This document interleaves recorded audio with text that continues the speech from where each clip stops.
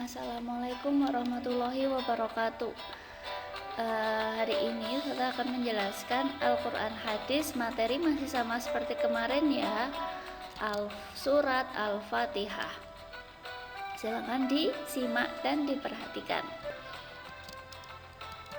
Bunyi surat Al-Fatihah pasti semuanya sudah bisa ya. Di ayat pertama berbunyi Bismillahirrohmanirrohim, dengan nama Allah yang Maha Pengasih lagi Maha Penyayang. Alhamdulillahirabbil alamin, segala puji bagi Allah Tuhan seluruh alam. Ar-Rahmanir-Rahim, yang Maha Pengasih lagi Maha Penyayang. Maliki Yaumiddin, pemilik hari pembalasan.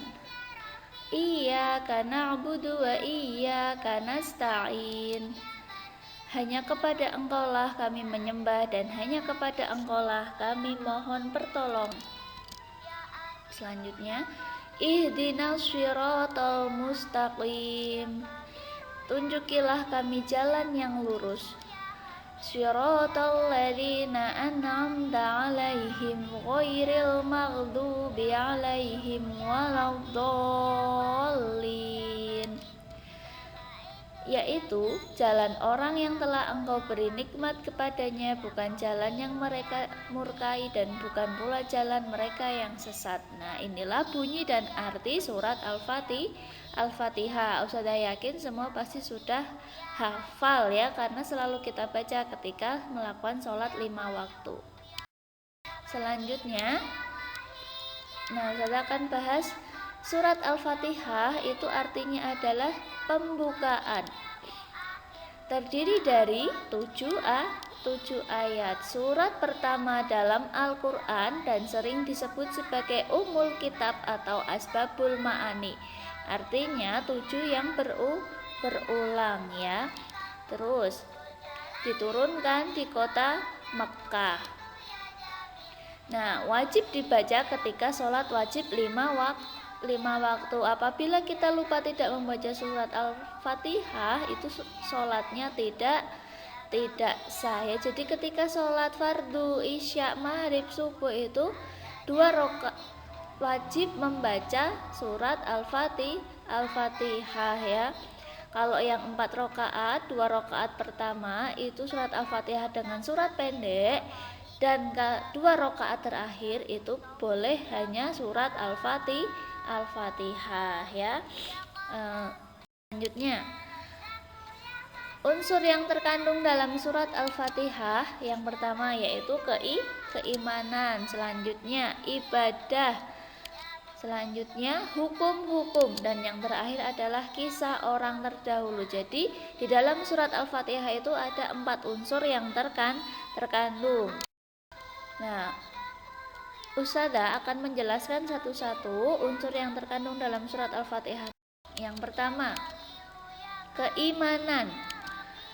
Beriman kepada Allah itu merupakan ayat kedua dari surat Al-Fatihah, dan dinyatakan dengan tegas bahwa segala puji dan ucapan syukur atas suatu nikmat itu bagi Allah Subhanahu wa Ta'ala, karena Allah adalah pencipta dan sumber dari segala nikmat. Nah ya, di ayat kedua dari surat Al-Fatihah itu sudah dikatakan, sudah ditegaskan bahwa kita wajib beriman kepada Allah, karena Allah itu adalah Maha Kuasa, Maha segala-galanya ya, yang menciptakan seluruh alam semesta.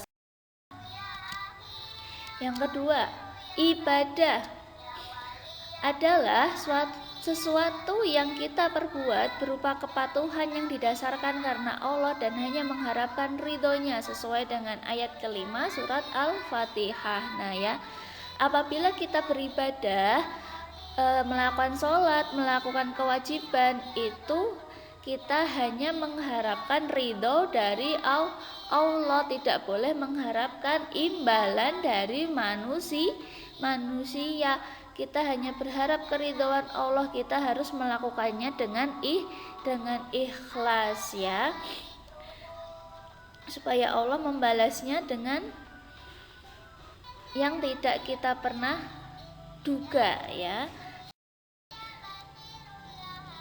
Ketiga, hukum-hukum. Manusia selalu mengharapkan kebahagiaan dunia dan akhirat dengan cara mendapatkan petunjuk dari Allah yang disebut dengan hidayah dan terdapat dalam ayat ke-6 dan ke-7 di surat Al-Fatihah. Nah ya, bagi orang-orang yang masih belum beriman kepada Allah itu pasti mengharapkan hidayah dari Allah, dibukakan hatinya, dibukakan pintu hatinya, diberikan hidayah dari Allah supaya kita beriman, supaya kembali ke jalan yang benar ya. Karena apabila Allah tidak memberikan petunjuk bagi manusia, kita semua akan ke jalan yang sesat. Oleh karena itu kita wajib beriman dan meminta pertolongan hanya kepada Allah. Yang terakhir, kisah orang terdahulu. Nah, sebagian besar dari ayat-ayat Al-Quran, tidak hanya surat Al-Fatihah, itu adalah menceritakan kisah para nabi dan kisah orang terdahulu. Ada juga yang menceritakan tentang orang-orang yang menentang perintah Allah ya. Terus pada ayat ke-7 Allah menjelaskan bahwa para nabi, siddiqin, syuhada dan salihin akan diberi nikmat oleh Allah ya. Jadi kalau kita ingin nikmat yang luar biasa dari Allah, kita harus jadi anak yang soleh dan soleha, karena sudah dijelaskan Allah pada ayat ke-7 surat Al-Fatihah ya. Sedangkan orang yang dimurkai oleh Allah itu adalah golongan orang yang sesat atau yang menyimpang dari ajaran Islam. Cukup sekian dari Ustazah. Ini untuk tugasnya. Kerjakan LKS halaman 9, difoto dan dikirimkan ke Google Classroom. Nah, ini bagi yang belum dapat LKS-nya ya, karena masih 7 orang yang LKS-nya belum dapat dan sampai sekarang belum datang. Nanti kalau sudah datang Ustazah informasikan ya. Terima kasih, mohon maaf apabila ada salah. Tetap jaga kesehatan. Wassalamualaikum warahmatullahi wabarakatuh.